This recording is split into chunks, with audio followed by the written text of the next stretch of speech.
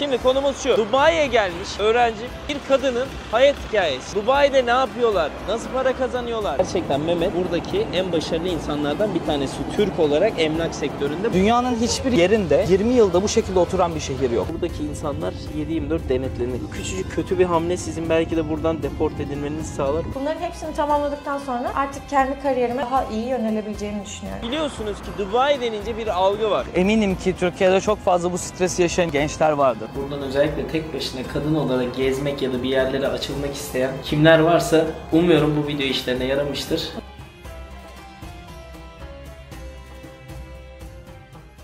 Günaydın, günaydın sevgili dostlarım. Dubai'de son günümüzde sizlere bomba gibi bir video yapmaya geldim. Neredeyiz şu anda? Downtown bölgesindeyiz. Bugünkü konumuz şu arkadaşlar. Konuya geçmeden önce abone olup takip etmeyi unutmuyorsunuz. Altta da bir yorum bırakırsanız çok güzel olur. Ve artık katıl butonumuz da açık. Masaüstü bilgisayarlarınızdan katıl butonuna katılıp üye olabilirsiniz. Haftada bir canlı yayın yapıyoruz. Gittiğimiz yerlerden sizlere canlı yayınlar açıyorum haftada bir. Onun dışında 3 ayda bir Türkiye'de neredeyseniz en fazla orada buluşuyoruz. Ayrıca gelen paralarla da inşallah sizlere hediyeler yolluyorum. The Sezar'dan da ürünler yolluyorum. Bilginiz olsun. Şimdi konumuz şu. Dubai'ye gelmiş, benimle geldi hatta öğrenci. Bir kadının hayat hikayesi. Yani Dubai'de ne yapıyorlar? Nasıl para kazanıyorlar? Nerede oturuyor? Ne yiyor? Ne içiyor? Çünkü biliyorsunuz ki Dubai denince bir algı var. Helal eti yemeyen, helal sütü emmeyen insanların çok fazla para kazandı. Ama biz bugün ne yapıyoruz? Gerçekten emek verip sıfırdan bir şeyleri kurmaya çalışan, kendi ayakları üstünde kurmaya çalışan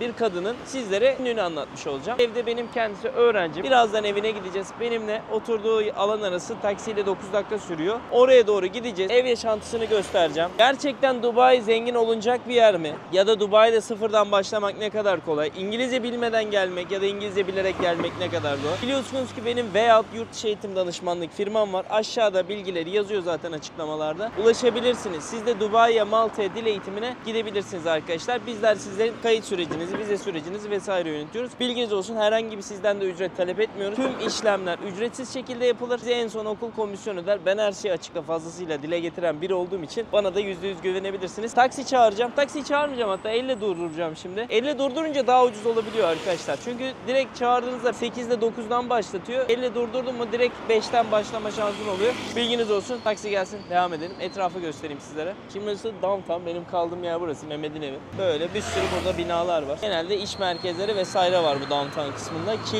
insanlar buraya para kazanmak için yerleşiyorlar. Öyle. Şu karşıda bir yer var. Bunun arkasında et yapıyorlar. Özbekistanlılar. İnanılmaz güzel et. Onu da bilgisini ekstradan vermiş olalım. Kanal Views'un arkası oluyor. Şimdi durdurdum taksiye, atlıyoruz. Gidiyoruz. Hemen adresi veriyorum. Hello, how are you? I'm very good. Let me give the address for you. Zada Tower, yes. Şimdi başlattı taksimetreyi de arkadaşlar. Bu şekilde taksimetre oluyor. Hemen başladı bak, 6 dirhem olarak kısa yol, 8 dakikalık sürecek. Bakalım ne kadar düşük, onun bilgisini vermiş olurum size. Bu arada şöyle bir gerçek de var. Tüm arabalar devlet tarafından denetleniyor. Zaten bunlar devlete çalışan taksiler. Şimdi bu taksicilerin hepsi devlete çalışır arkadaşlar. Devlet bunlara maaş verirler. Mesela bunların günlük 12 saat çalışma durumları var. 12 saat boyunca çalışırlar.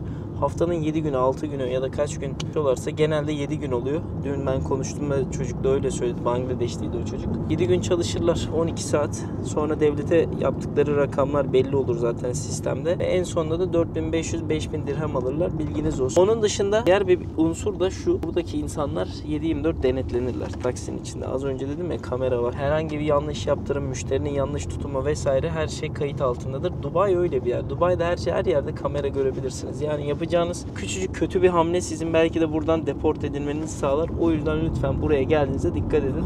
Aşırıcılıktan kaçın. Tamamen sade, düz bir hayat yaşayın. Belaya bulaşmadan keyfini çıkartın. Taksi tam 10 dakika sürdü arkadaşlar. Ödediğim para da 15 dirhem oldu. Yaklaşık 4 euroya tekabül ediyor. Yani 10 dakikalık yola ödeyeceğiniz para Türk rakamıyla beraber 130-140 liralara geliyor. Bence gayet uygun. Yani taksi Türkiye'deki açılış fiyatlarına baktığında baya uygun. Hizmet de güzel. Şimdi geldik. Zada Tower'a geldik. Çıkalım evine doğru. Bakalım. Burası zaten halısından belli değil mi ya Türk oldu? Bakalım. İnşallah doğru yere geldim ya. Hoş geldin. Hoş gördük. Nasılsın? İyiyim, sen nasılsın? İyiyim ben de. Işıklar niye yok ya? Açalım hemen. Vallahi karanlıkta kalmayalım ya. Nasılsın, sevdin? İyiyim, sen nasılsın, nasıl gidiyor? Valla çok iyiyim. Burnuma güzel kokular geliyor. Ne bu? Yemek yaptım, patlıcanlı makarna yaptım. En sevdiğim şey patlıcan, biliyor musun? Özellikle karnıyarık yapsaydın şu an daha da böyle mutluydum ama bugün Keşke de çok güzel. söyleseydin, onu da yapardım. Bir dahakine diyelim o zaman. Olur. Şimdi ben bugün gideceğim ama geri geleceğim. Bu arada Sevde bizim öğrencimiz. Yaklaşık ne kadardır buradasın? Bugün bir yıl oldu. Tam 1. yılını kutluyoruz. Tam 1. yılım Hem oldu. de patlıcanlı makarnayla çok güzel bir gün bizi bekliyor. Bugün size buradaki Sevde'nin yaşantısını anlatacağız. Neler yapıyor, Dubai'de nerede yaşıyor, işte kaldığı evi falan tanıtacağız. Öncesinde ne yapalım, bir yemek yiyelim değil mi? Olur, bir yemek Acıktık yiyelim. ya. Sen çünkü gece anlatalım. çalıştın, Evet. yeni geldin. Yani yeni gelmedin de yeni uyandın. Yani evet. O zaman karnımızı doyuralım arkadaşlar. Şimdi Sevde biraz yemekleri hazırlarken ben de biraz size evi tanıtayım. Şimdi bu makarnamız patlıcanlı. Ellerine sağlık tekrardan. Afiyet olsun. Burası oturma odası arkadaşlar evin. Ev 1+1 şeklinde. Genelde Dubai'de evler bu şekilde oluyor. Küçük oluyor biraz daha. Çünkü insanlar uyumadan uyumaya vesaire geliyor. Ama onların böyle balkonu olması çok güzel. Birazdan burada balkon sohbeti de yaparız. Kadın olarak gelmek isteyenler, cesaret edemeyenlere bugün güzel bir video yapacağız. 2 tane yatak var çünkü ev arkadaşıyla beraber yaşıyorlar. Bir adet de burada banyoları var. Şimdi diyeceksiniz ki ya bu ev küçük. İşte Türkiye'de böyle değil. Türkiye ile yurt dışını kıyaslamayın arkadaşlar. Yurt dışında öyle 8+1 evler, Antep ev usulleri, böyle kocaman konaklar vesaire yok. Genelde insanlar buraya iş yapmaya, para kazanmaya geldikleri için daha böyle yaşama alanları oluşturulmuş küçük yerler bulacaksınız. Ama dediğim gibi böyle bir terası olması çok güzel. Buranın kirası ne kadar şu anda Sevde? 2 kişi kaç para veriyorsunuz aylık olarak? 6.250. Dirhem mi oluyor? Evet ama çekle ödeme yapılıyor burada. Çekle ödeme yapıyorum ben de. 2 ayda bir ödemem var. 12,5 ödüyorum aslında. Yani aylık 30.000 lira ödüyorlar. Yıl bazında yaptığınızda 70.000 mi dedim burası? 75. 75. Yani yıllık burası 750.000 TL yapıyor arkadaşlar kiralamak için. Aylıkta 75. Onun yarısı da 37,5 falan. Yani aylık sen 35.000 lira falan ödüyorsun. TL'den çeviriyorum ki insanlar iyi anlayabilsin diye. 1000 dolar gibi. Hani Dubai'nin tam böyle göbeğinde kalıyor. Downtown dediğimiz bölgede kalıyor. O yüzden bu rakamlar aslında size göre çok pahalı olabilir ama artık buralarda normal. Çok uygun bile. Değil mi? Uygun bile. Böyle değişik bir sistem. Şimdi makarnasından tadalım bakalım. Bunu beğenmeyen hakaret eder kendine. O kadar Yani. güzel olmuş. Yemin ediyorum ben. Afiyet olsun. Çok güzel. Bayağı da makarna yemiyordum ben. Burada beni tanıyan zaten herkes bilir patlıcanlı makarna. Yani benimle oturmuşlu olan herkes yemiştir bunu. Hadi ya. Senin olayın patlıcanlı makarna. Evet, bu benim olayım oldu artık sanırım. Bana afiyet olsun. Çok güzel. Bakalım kendi beğenecek mi? Tuzu da iyiymiş gayet. Ben beğendim. Nasıl? Gayet güzel değil mi? Biliyorum işte. Biliyorum. Şimdi çıktık spor salonuna doğru gidiyoruz havuzdan. Burası gayet güzeldi bu arada. Daha çok Evet. gir inşallah. 4 ayda 15 kere değil de 4 ayda en azından bir 35 kere falan gel. Umarım. Ama Tadını işte çıkart zamanım hayat. bu kadar oluyor Zamanın şu var. an. Zaman diye yalan söylemesin kimse. Bu yalanı söyleyenler varsa karşılarındayım. Kaç saat çalışıyorsun günde? 8. Tamam 8 saat, 7 saat de uyuyorsun, 15 saat, 9 saat geriye kalıyor. 1 saat yolculuk desek, geriye kaldı 1 saatte makyaj dedik. Sonra Evet. 6 saat zaman kalıyor. 6 saat Evet. mentalimi toparlamakla uğraşıyorum. Mentalini Spor salonu toparlayacağız. burada bu arada. Ha. Spor Ya şu salonu mentali pek tatmin toparlayalım edici lütfen. değil. Bak bu videoda söz ver bize. Bundan sonraki kariyerinde çok daha başarılı, hızlı bir şekilde ilerleyeceksin. Geliş amacını unutmayacaksın ve Dubai'ye hakim olacaksın. Spor salonumuz bu arada böyle. İnsanlar da varmış burada. Şaşırdım. Bazen çünkü evlerin arasında kimse gelmiyor. Yok, burası bayağı şey. Peki kaç kere spor salonuna geldin? 1. Hayır. İlk kez girdim falan. Yok, 6-7 kere geldim. Geldin mi? Geldim. Ama çok gelemiyorum. Çünkü çok bir şey yok gibi geliyor Nasıl bana. yok ya orada o Ben var biraz ya. daha pilates insanıyım. Ha, okey. Keşke sabah meditasyon yapsaydık. Öyle de bir video çekseydik. Onu da bir gün yaparız inşallah. Bali'de yaparız inşallah. Burası Niye da olmasın? çocuk alanı bu arada. Çocuklar gelsin. Yani. Bu çocuk ama çocuk değil. O oturuyor. Çocuk orada. adamı.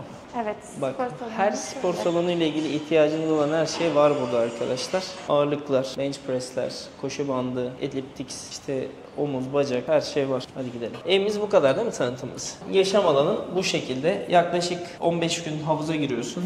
4-5 kere spor salonuna geliyorsun 4 aylık dilimde. 8 Evet. ayın var. Ayda bir kere yeter bence. Sana bir sır vereyim mi? Evet. Buradan videoları izleyen insanlara da söyleyeyim. Her gün gel sabah 100. Her gün bak çalışmanın dışında boşluklarında özellikle her gün 100. Üstüne yarım saat bir de güzel bir idman yap. Yemin ediyorum daha başarılı olmazsan, daha mutlu olmazsan ben bir daha bu kanalda hiçbir böyle tavsiye vermeyecek. Kesinlikle doğru söylüyorsun ama bunu yapmak ve uygulamak, bunun istikrarını sağlamak çok zor. Yani bunu deniyorum ama umarım bir gün başarılı olacağım. Olacak. Bu arada bence zaten başarılısın. Böyle bir yere cesaret edip gelmen, 24 yaşında olman ve... 23. 23 mü? Nasıl 23 ya? 2024 -1, 2001. Niye -1 yapıyorsun? Sen 2001'li misin? Ha, ben 2000'li zannettim. Orada program 23 var. yaşındayım. 23 yaşındasın. Bence 23 yaşında tek başına kadın olarak ayaklarının üzerinde durabilmek, kimseye boyun eğmeden ya da kötü işler yapmadan, özellikle Dubai gibi bir yerde ben bu konuda hassasım. Çok fazla kadınlara yanlış damgalar vurulabiliyor. Yapmayana da vuruluyor. Yapana da artık bir şey diyemiyorum. Hani herkesin kendi tercihi. Ama senin bu şekilde ilerlemen çok güzel. Umarım hep böyle devam eder. Tamam. Daha da Daha güzel katlanarak olur daha şimdi. da iyiye gider.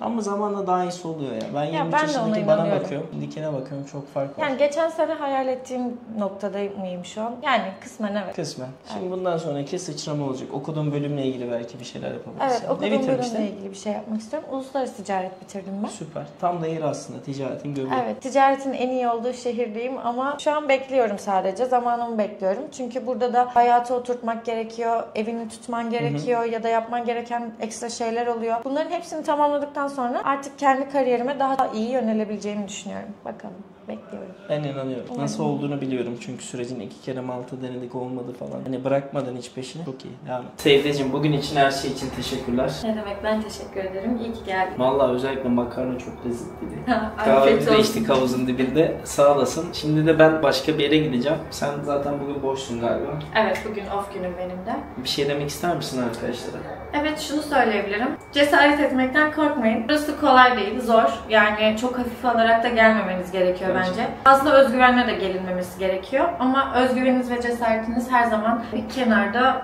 durmalı da. Çünkü öbür türlü burada bazen baş etmek zor olabiliyor. Ama kendinize inanırsanız yapamayacağınız bir şey yok. Bence de. Evet. Teşekkür ederiz tekrardan. Buradan özellikle tek başına kadın olarak gezmek ya da bir yerlere açılmak isteyen kimler varsa umuyorum bu video işlerine yaramıştır. Umarım, Teşekkür umarım. ederiz. O zaman gidiyorum. O zaman görüşürüz. Bay bay. Bay bay. Dostlarım, videomuzun devamında Dubai'nin en çok ev satan adamı Mehmet'le beraberiz. Biliyorsunuz bir önceki videoda Batu'yla beraberdik ev satışında. Şimdi de Mehmet'le beraberiz. Onlar da çok yakın arkadaşlar. Ve benim canım ciğerim, burada en çok güvendiğim insanlar. Mehmetciğim hoş geldin kardeşim. Hoş bulduk Sezar'cığım. Nasıl Nasılsın? gidiyor? Her şey mükemmel. Hayırlısı olsun bu arada Rolex'in. Bayıldım. Vallahi çok Bayıldım. güzel. Ben de çok sevdim. Normalde saatlere karşıyım ama bu çok güzel duruyor. Benim de çok fazla alışkanlığım yoktur ama Evet. bunu görünce bir alasım geldi. İnsan ya Rolex olunca biliyorsun kaçamıyorsun.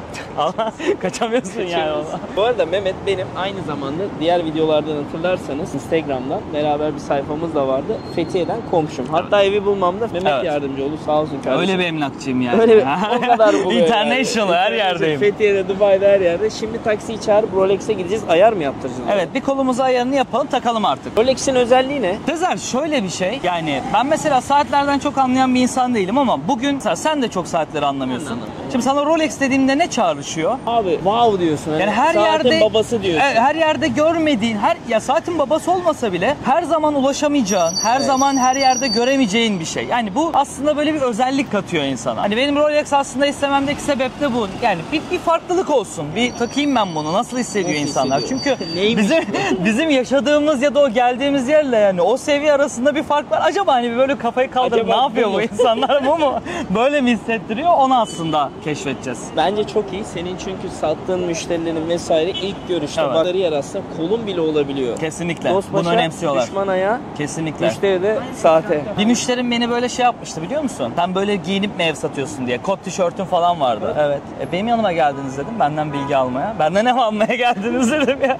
Aldı adam 600-700 bin dolarlık. Aldı, bayıldı da aldı. Buradan selam çıkarıyoruz. Arkadaşlar şaka bir yana gerçekten Mehmet buradaki en başarılı insanlardan bir tanesi. Türk olarak emlak sektöründe. Bu başarının sırlarını aslında ben ona burada sormaya çalışıyorum. Bugün biliyorsunuz sabah Sevde ile başladık. Sevde de 23 yaşında Türkiye'den kendi ayaklarının üstünde durmak isteyen bir kadın. Evet. Sen de şu anda kaçlıydın? Ben 93'lüyüm. 30 Yani yaşındayım. 30 yaşında. Dubai'ye 1,5 yıl önce gelip Evet. nasıl bu kadar başarılı oldum? Ben bunları da merak ediyorum. Aslında çoğu insanın da merak ettiği sorular. Yurt dışında tutunabilmek. Kesinlikle. Herkes diyor ki ya nasıl başardın, nasıl gittin? Ben hep kendi hikayemi anlatmaya çalışsam da başkalarının hikayeleri daha da ilgimi çekiyor benim. O yüzden dinleyeceğiz senden. Anlatırım. Seve seve. Aa ben bayılıyorum zaten.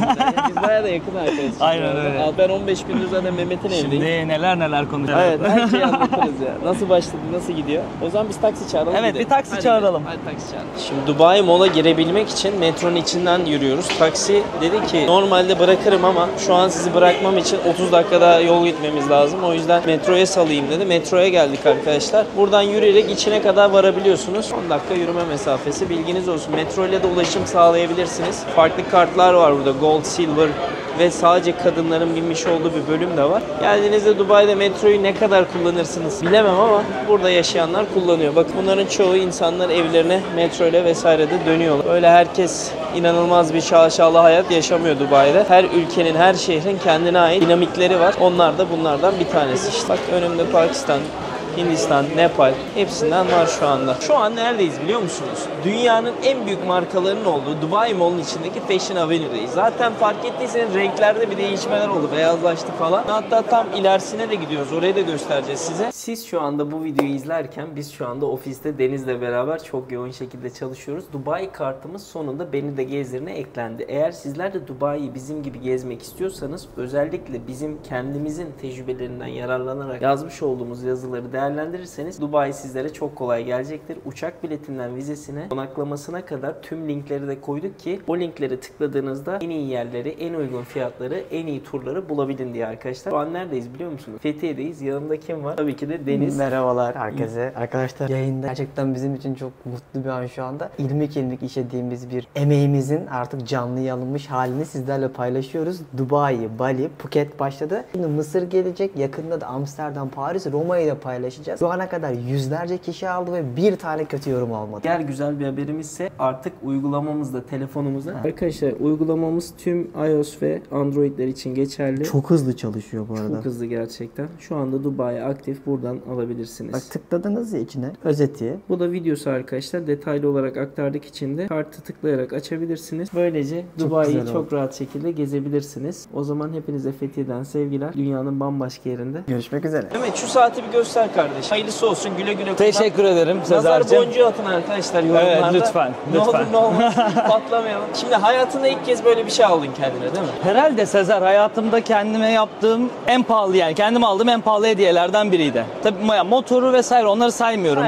Evet. Demirbaş gibi. Ama böyle hani kullanabileceğim en pahalı hediyelerden biri. Hayırlısı olsun. Umarım Teşekkür sana ederim. bu hediye hem motivasyon anlamında hem de hayata bakış anlamında değişiklikler katabilir. Ben biraz daha farklı biriyim. Az çok arkadaşlar bilir. Materyalistlerine uzak, daha çok günü yaşamayan. Materyalist yaptım şu an. Seni şu an görmüyorum. Bak şimdi bir şey anlatacağım.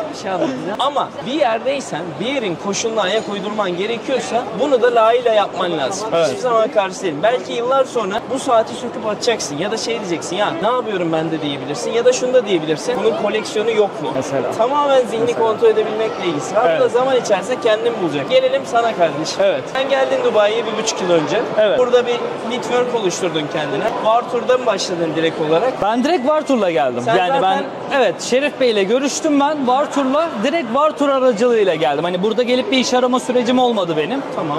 İngilizceyi nasıl öğrendin sen? Senin İngilizcen çok iyi.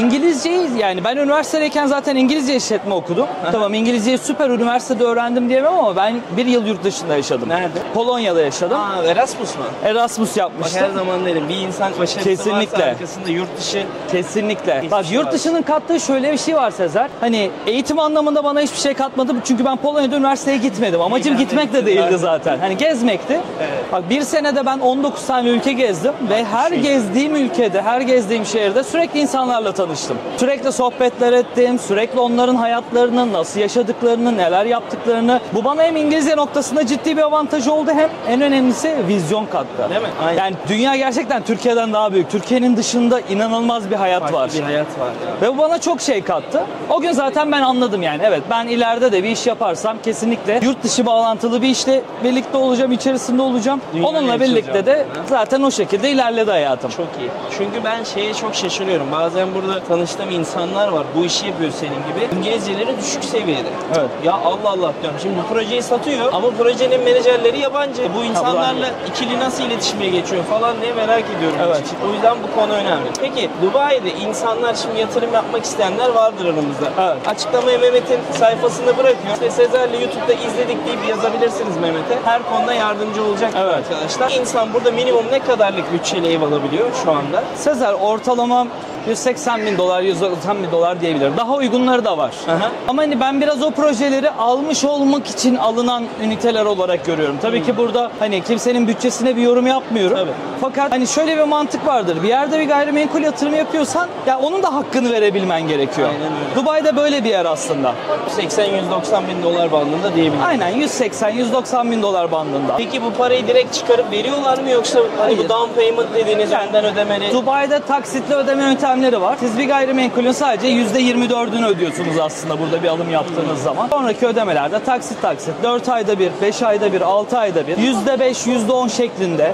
Yani taksitle ödeme yapıyorsun aslında. Burada zaten alıcıyı rahatlatan nokta bu. Kimse ana parasını direkt olarak cebinden çıkartıp bir yere yatırmıyor. Zaten inşaatın bir tamamlanma süresi var. Ve buradaki piyasada size zaten bunu taksit ödeme imkanı sunuyor. İşin güzel tarafı sizler daha ödemeye devam ederken gayrimenkulünüz değerleniyor Dubai'de. Abi şu kalabalığa baksana ya. Yani burada nasıl değerlenmesin arkadaşlar? Dünyanın en büyük tamam AVM'si ama dünyanın en dolu AVM'sini Şöyle bir istatistik vereyim. 2023 yılında verildi bu istatistik. Dubai Mall'a yani bu bulunduğumuz alana 105 milyon kişi girmiş. 105 milyon kişi. Yani Türkiye'yi topla, biraz daha üstüne koy, girip çıkmış Dubai Mall'a. İnanılmaz bir rakam. Hani hacmi düşün yani. Sadece buranın turizm potansiyelini düşün. Abi sırf şurada Burj Khalifa'yı görmek için gelen milyonlarca insan var.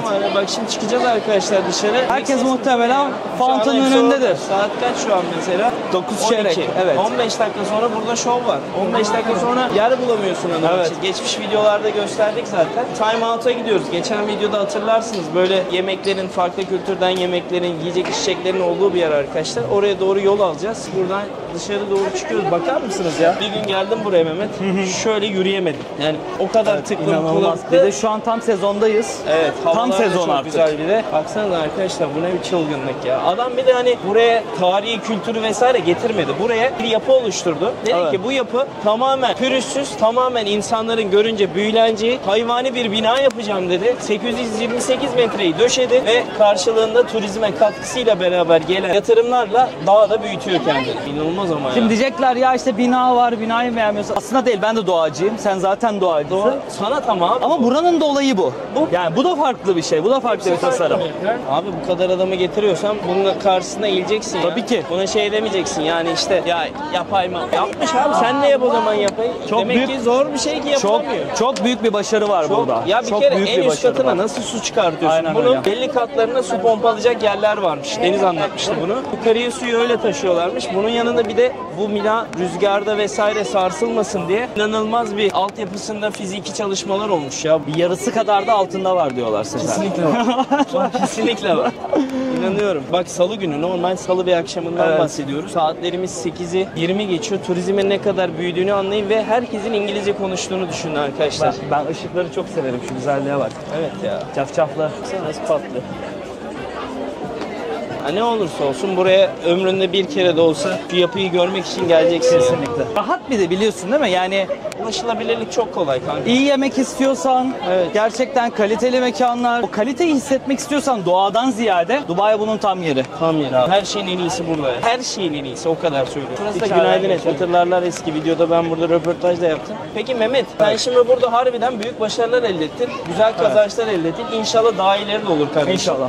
Ki olacağına da eminim. Peki sebebi neydi? Neden sendin? Yani bir sürü burada ev satan ben Instagram'da görüyorum. Hemen böyle bir proje anlatıyorlar bir şeyler yapıyorlar. Neden onlar olamıyor da sen oldun? Bu benim hani düşüncem. Biz özellikle Türk insanı olarak bir şeyleri satma konusunda iyi olabiliriz ama bizim kaçırdığımız bir nokta var. Biz insanları dinlemiyoruz. Önemli. Biz dinlemiyoruz. Yani ben bazen şeyi çok fark ediyorum. Aynı dili konuştuğum insanlarla anlaşamıyorum ben. Çünkü dinlemeyi bilmiyoruz. Ben yatırımcılarımla ilk önce ilişkime başlarken her zaman şunu mesela ön tarafta tutarım. Yani bu kişi ne istiyor? Bu kişinin yatırım planı ne? Yatırım amacı ne? Yani burada mesela benim müşterilerime sorduğum bir soru vardır klasik. Hatta ilk zamanlar bunu bazı müşteriler şey diyordu. Hani ne demek böyle bir soru soruyorsun? Şey diyordum. Abi tamam çok güzel her şey. Sen neden Dubai'de ev almak istiyorsun? Sebebi ne? Senin amacın ne yani burada? Sen bu yatırımdan ne bekliyorsun?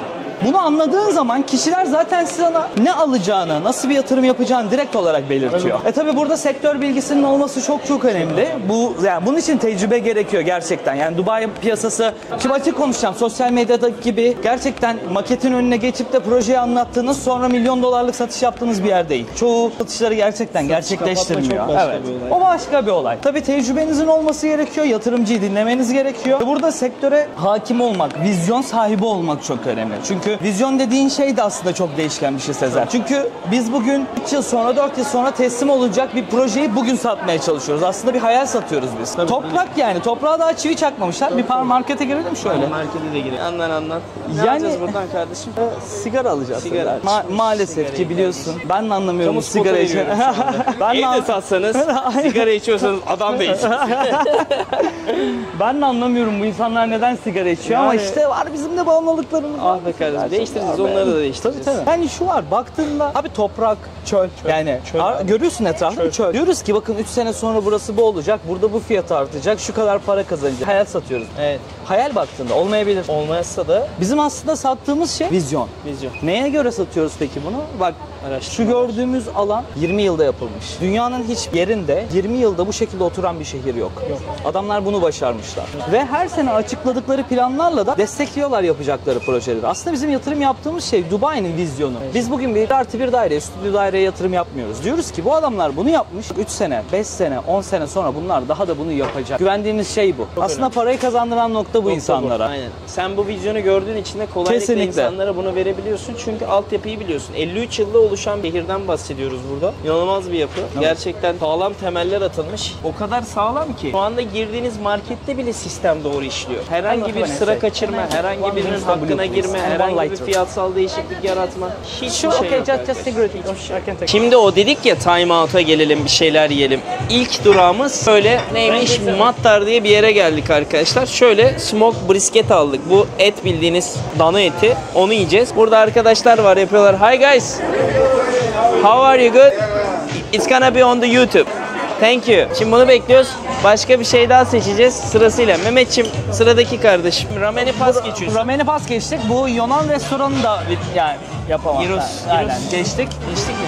Bak burada istiyorsan bunlar birayla çok güzel gidiyor. Neymiş lan o? Mısır mı? Mısır böyle çok güzel bir sosu Tamam, var. Sever tamam. misin? Çok Sulu sulu. severim. Bizim o yazlık yerlerde süt mısır kanka. Denizden onlar çıktın, ne? tuzlusun, yoruldun falan. Hello, have a nice day. Can we get one corn please? Thank you so much. Şöyle bir mısır gelecek arkadaşlar. Farklı ülkenin başka yerlerinden. Mesela Little John's diye geçiyor. Bu Asya Amerika kuzine olarak geçiyor. Doyacağız. Bugün de uçuş var ha. Son günüm burada. Yavaştan Dubai'yi adamına teslim ediyorum. Gidiyorum. 5 minutes. 5 dakika sonra al. Kanka biz yürüdük şöyle bir meydanı dolaştık. Gezdik. Meydanı gezdirelim insanlara. Bir şeyler alalım ama ben daha doymadım. Daha doymadık. Daha alacağımız Ben çok daha şey var. doymadım. Bir şeyler lazım. Bak şurada taco mako yiyor abla. Bir Güzel şey duruyor. diyeyim mi? Shrimp taco sever misin? Çok severim. Ya sana Hafta hayatın en sonları güzel yemeden gidemem. her akşam. Her akşam şirin taco. Bir şey diyeyim, buraya bayılıyorum ya. Böyle farklı kültürlerden yemekler bulabilmek çok tadabiliyorsun ya. Çok güzel bir şey. Sana bir şey söyleyeyim mi? Sadece lezzet değil, öğretici de. Mesela dünyayı gezmeden burayı öğrenebilirsin. Aynen öyle. Gittiğinde de yabancılık çekmez. Çok önemli. En iyi yemekleri şey yapıyorsun, buluyorsun burada. Takocum var bir tane. Bizim Bülent abi. Gel. Allah Allah. Bülent abi bak takocu çıktı. bize bir taco yapsın. Al bu takaları Takatukulatmadan Bu getir. iğrenç espriyi yaptığım için özür dilerim. Hemen videodan çıkmayın lütfen. Daha güzel espriler yapacağım. Bak mesediyalar bir şeyler var burada. Meksika. Meksika. Tabii. Ama lütfen söyler misin silantro koymasın kanka. Tamam. Kişniş, koriander. No koriander. Niye? Koriandersiz güzel olmaz ama. Yiyor musun sen onu? Hepsi çalıyor. Bu ne? Bu mattar. Kornumuz hazır. Kornumuz hazır. Tamam gider alırız. Tamam ya, ben acelemiz burada yok. şey yap. Aynen beklesin. Have a nice day. So can we get tacos? That's shrimp tacos I want. 4 mi yiyelim 2 tane? Ay 2. Just 2 pieces enough. Yes. With spicy. Yes, that's right. One of them no coriander please. Coriander, no Please. problem. Anything else? That's it. Thank you. Bak bir de burada mesela şey var. Ben bunu şey yapıyorum. Mesela şimdi şey yapıyoruz ya. Böyle para ödeyeceksin. Hemen tip diyor. Tip gir falan diyor. Bu bana böyle emrivaki geliyor biraz tip gir olayı. Çünkü bunlar Bir de burada bir yerde bir TikTok'ta servis yapmıyorsun ki abi hani. kesinlikle Ya take videolarda away'lerin şey hiçbiri vermemesi gerekiyor. Adam bakacaklar Rolex almış geziyor. Orada Şey, 5 yorumlarda yazar. 5 dirhem şey tip verecek şey. Thank you. Bence şu anlık yeter bu. Tabii. Şimdi Et. kornumuzu bir alalım bence. Kornu bir alalım, eti de alalım. Sonra gelir buradan geri alırız. İçecek almadık, içecek alalım. Bira alacağız. Birayı dışarıdan alıyoruz galiba. Evet. Bar vardı orada, bardan alıyoruz. Bu arada Dubai'de içki içmek artık eskisi kadar zor değil. Çoğu yerden bulabiliyorsunuz arkadaşlar. Ondan sıkıntı yok içmek sevenler. Evet. Ben önermiyorum, tavsiye etmiyorum. Yine kamu spotuyum ama Ben de arada bu böyle arada. dostlarımızla bir tane içerim. Başka da çok içmem. Arada keyfi olsun canım. O kadar da olur yani. Ah be Sezer'cim, bir sonraki kardeşim. durağımız Fethiye mi? Fethiye'de mi Bir görüşüyoruz? sonrakinde Fethiye'de et yiyerek devam edeceğiz. Aa, Sonra da terasta. belki Yine de bir reklam bakmışsın. veriyorum belki ama. Evet, Teras Steakhouse buradan Dinçer'e de selamımızı söyleyeyim. Bence dünyanın en iyi eti Bak bir diyebilir şey diyeyim, miyiz? çoğu yerde et restoranına giderim. Bu kadar iyisi yok. Ben daha iyisini görmedim. Ben de daha yemedim. Hayır bu değilmiş, diğeriymiş. Belki bir bakmışsın bu Mart, Nisan'da Tayland'dayız arkadaşlar. Mehmet'le Evet, Tayland sözleştik planımız ama var. göreceğiz bakalım. Kim kimin sözünü yiyecek. İşte bu bizimkisi brisket olan. Bak bebeğim ya. Thank you so much. Thank you so much guys. See you. Where are you from? Egypt. Egypt. We love Egypt so much. We are from Turkey. See you. See you guys. Hadi etler hazır. Bunu bence masamıza koyduk ya. Bence de. Şu korn da çıksaydı çok iyiydi aslında. Onun sosunu koymuşlar aslında. Çıkacak ama neyse alır geliriz ya. Alırız ya. Yakın zaten. Şu tatlılığına bakın ya. Zengin bu arada. Evet. Saçında sarı var. Sarı altın rengi biliyorsun yani. Çocuklar Küçükken bende doğuştan de vardı. Ne oldu acaba sonra? zamanla gitti. Zamanla bir şeyler turunculaştık. Kanka ben hep böyle siyah saçlıydım. Aynen. Sen Simsiyah doğuştan saçlı. Ben doğuştan gariban doğdum herhalde. o anda Rolex takıyorum. Linç yiyeceğiz arkadaşlar. Linçleyebilirsiniz. Hakkınız. Bu arada ben biraları halledeyim. Burada sen biraları hallet. Oturduğumuz yerde böyle bir yer arkadaşlar. Şimdi yemeklerimiz geldi. Nelerimiz var gösteriyoruz hemen. Bir adet takomuz, karidesli. Karides. Bir tane mısırımız var. Bir tane de etli brisket dedikleri. Ekmek altı, ekmek üstü et var sosuyla beraber. O zaman bir tane tat bir şeyden ya. Ben bunu çok merak ediyorum bu Evet arada. yapıştır bakalım. Buradan Dinçer abimize selamlar. Selamlar. Aman güzel, ben bayılıyorum böyle. Bak bayılıyorum ya. Afiyet olsun.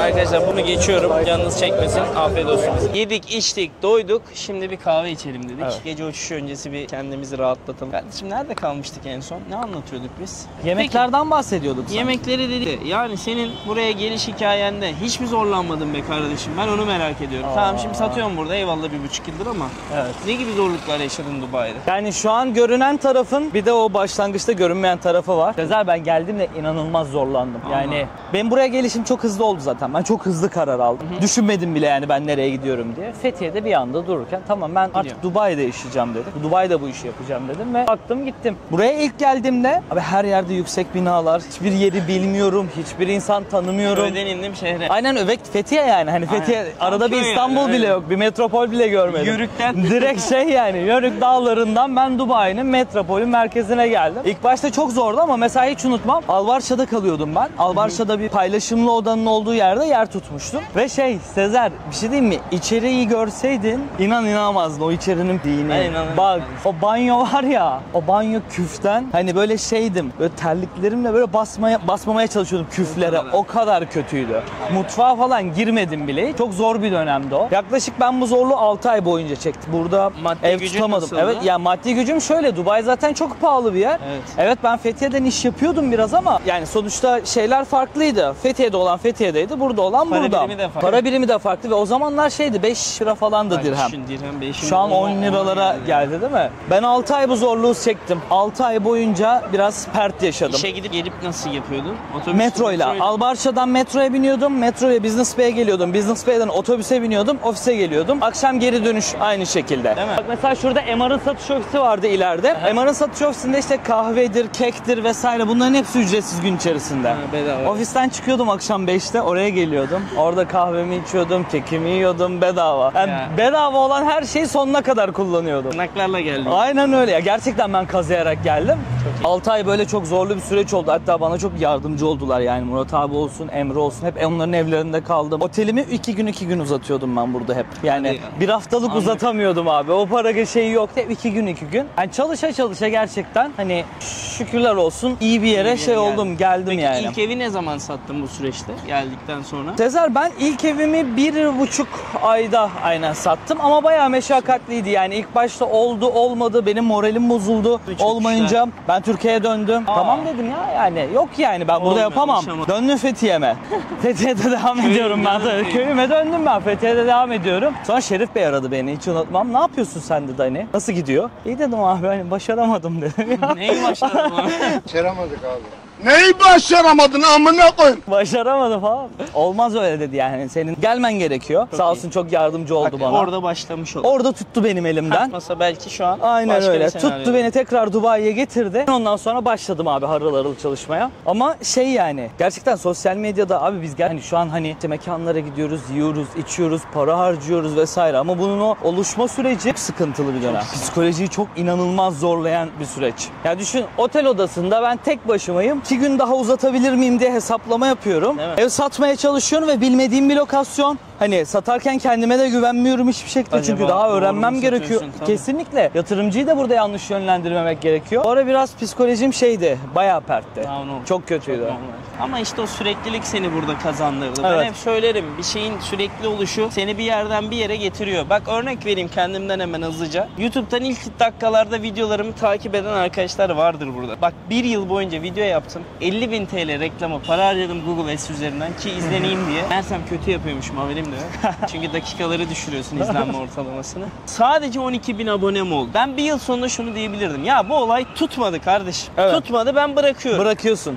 366. gün. Bak çok önemli. Sagopa Kajmer 366. Aynen, gün. aynen. Eğer ben bunu devam ettirmemiş olsaydım şu an seninle bu videoyu çekemezdik. Kesinlikle. Sen de o gün geri dönmesen buraya inat Evet. edip seninle burada imkanı yok buluşamıyorduk. Mümkün değil. Hayat devam ettirenlerin, sürekliliği sağlayanların hayatı. Evet. İşte şunu demen lazım geride kalan günlerde. Ya iyi ki ben o gün pişman olup da bırakmadım ya. Evet. İyi ki. Yani hayatın zaten çoğu noktasında Sezer o kırılma noktaları var ya. Evet. Abi o kırılma noktalarında bir şeyi istiyorsan, bir şeyi başarmak istiyorsan. Ben gerçekten mesela hani önceden çok olurdu. Böyle üniversitede söyleyişilere giderdik. Aha. Lisede söyleyişilere giderdik. Abi işte anlatırdı. Ben şunu yaptım, bunu yaptım, şöyle yaptım. Benim bir kulağımdan girer, bir kulağımdan Değil mi? çıkardı. Ne anlatıyor Ben bu ne derdim? anlatıyor bu derdim ya? Hani işte babası zaten işini kurmuş, hali vakti Ama parasını yerinde. yiyor. Bir de bana burada başarı hikayesi anlatma derdim. Ve gerçekten o çalışmanın hani sürekli çalışacaksın diyorlar ya, bir şey almasan bile çalış. Abi çalıştıkça geliyor. Çalıştıkça ya öyle yakalıyorsun. Vallahi geliyor. Ben bu işte bunu gördüm mesela. Bırakanı çok fazla gördüm. Buraya geldiğinden beri ya kaç yüz kişi geldi gitti. Evet. Görüyordur buradaki Kaç lüks hayatı. yüz kişi geldi geçti mesela burada. O hani işte azim diyorlardı. Gerçekten bak benim dedem falan da verdi bana. Sonra azimli ol, çok çalış falan ya derdim hani. Azim nereye kadar hani bir yerde birisinin elinden tutması lazım. Birisinin seni bir yere koyması gerekiyor. Abi evet öyle de oluyor ama o olmadan da yapabiliyorsun bazı şeyleri. Yani ben gerçekten sıfır geldim. Kankam senin ailen milyoner değil. Ben Değil biliyorum. yani Değil, ve değil. Benimki de gerçekten değil. hani O ailemden yüzden bana bir şey de öyle kalmadı. Hani sağ olsunlar bana destekleri Her her zaman. zaman arkamdalar ama hani bir şey de kalmadı. Sıfırdan o sıfırdan gelme şeyini ben Dubai'de yaşadım ve oluyor. Olduğunu gördüm mesela. Başta inanmıyordum. Olduğunu ben mesela gördüm yani. Başta inanmıyordum. Oluyor abi, çalışmak gerekiyor. Peki bu biz hangi kanaldayız şu anda? Kolay olmadı. Kolay değil. olmadı. Kolay değildi. Kolay olmadı. Var böyle arkadaşlarımızın kanalı. Onları da takip edin, kolay olmadı diye. Burada çekiyorlar hatta Dubai'de. Bence ilerleyen günlerde seni de o kanalda gör. Güzel bir İnşallah. hikayeyle göreceğiz orada eminim. Daha güzel Yani başarıları anlatırız. inşallah. Kardeşim bu videoyu izleyenlere son dakikalar artık ne demek istersin? Gençlere özellikle 18 ile 30 yaş arası bizi çok izliyor. Aa süper. 30 yaş üstünde ben şunu söylüyorum. Zaten şu zihnen olmuşsunuzdur. Bir şeyleri artık yakalama zamandır. Ama Evet. 18 ile 30 arasında kişinin zihni yakalaması, bir şeyleri yakalaması daha zor oluyor. O yüzden onlara bir şeyler söyle ya. Yani bence özellikle genç nesilde şu an hayata yeni atılan, üniversiteden yeni mezun olacak. Eminim ki Türkiye'de çok fazla bu stresi yaşayan insanlar vardır, Çok. gençler vardır. Abi benim onlara mesela vereceğim öneri şu. Sakın bırakmayın. Yani umudunuzu kaybetmeyin. Çünkü bir şeylerin kaybı, bir şeylerin kötüye gitmesi umudu kaybetmekle başlıyor. Öncelikle o umudu kaybetmeyeceksin. Aynen. Ve o umudu kaybetmediğin gibi zorlayacaksın abi. Bu hayat Deneyecek zor. abi, her şey bu hayat deneyecek zaten ya. bu hayat hepimiz için zor. Hani Türk'üz abi. Biz şu an- zorluklardan bir Finlandiyalı değiliz. değil. Zaten Değil. biz zaten eksi bir eksi 2 ile başlıyoruz ekonomik durumlardan dolayı, ülkedeki Maalesef. şartlardan dolayı. Abi bu hayat zor. Hani ve ben şeyi de kabul etmiyorum. Hani ya kaderim buydu, şöyle oldu ama hayat şartları değil abi. Bunu gerçekten yapmak zorundasın. Başka çaren yok. Şunu da diyebilirsin. tamam benim hayat şartım bu, ben buyum. Tamam abi, bu da bir tercih. Kabulleniş, evet. Bunu yapmayın derim. Zorlayın, sonuna kadar gidin. Çünkü bir gün biri sizin o ışığınızı fark edecek. Bence de. Nasıl biri benim ışığımı fark etti, nasıl biri senin ışığını fark etti. Biri de sizin o ışığınızı fark edecek Kesinlikle. ve sizi daha iyi yerlere gelmeniz için bir çaba sarf edecektir. Ama siz orada o mücadeleyi verin ki o kişi de sizi bulabilsin ya da kendinizi bulabilmeniz açısından o mücadeleyi vermeniz çok önemli. Şansını kendin yaratacaksın. Abi yaratacaksın. Gerçekten öyle. Kimse bedava peynir sadece kahve Öyle. kabağında bulunur. Ahmet Şerif İzgören bunu zamanında söyledi. Okuyun abi bir de. Bol bol Evet. okuyun. Eğer bu adam burada takılmadan Türkçeyi doğru şekilde konuşuyorsa bilin ki altyapıda okuduğu kitaplar, yaşadığı hayattan aldığı tecrübeler, izlediği filmler, bunların hepsi etkili. Bak kaç tane adam getirdim ben buraya. Mehmet gibi tık tık tık tık anlatabilen, çok fazla sunum yapabilen insan yok. Bunlar çok önemli şeyler Evet, bence. evet. Bir şeyi satarken İletişim de önemli. bilmeden sattığın şeyi bile inanarak satabilmenin sebebi dilden geçer. Kesinlikle. O dili iyi yapmanız lazım. O yüzden okuyun arkadaşlar. Benim de naçizane fikrim bu. O zaman veda edelim mi? Edelim. Kendinize çok iyi bakın. Dubai akşamlarından, mücadelenin tam ortasından. Aynen Hepinize öyle. sevgi dolu günler. Fethiye'den, İzmir'den, Denizli'den, Türkiye'nin her yerine Sevgilerle. sevgilerle. Kendinize dostlar. çok iyi bakın. Görüşmek üzere. Hoşça kalın.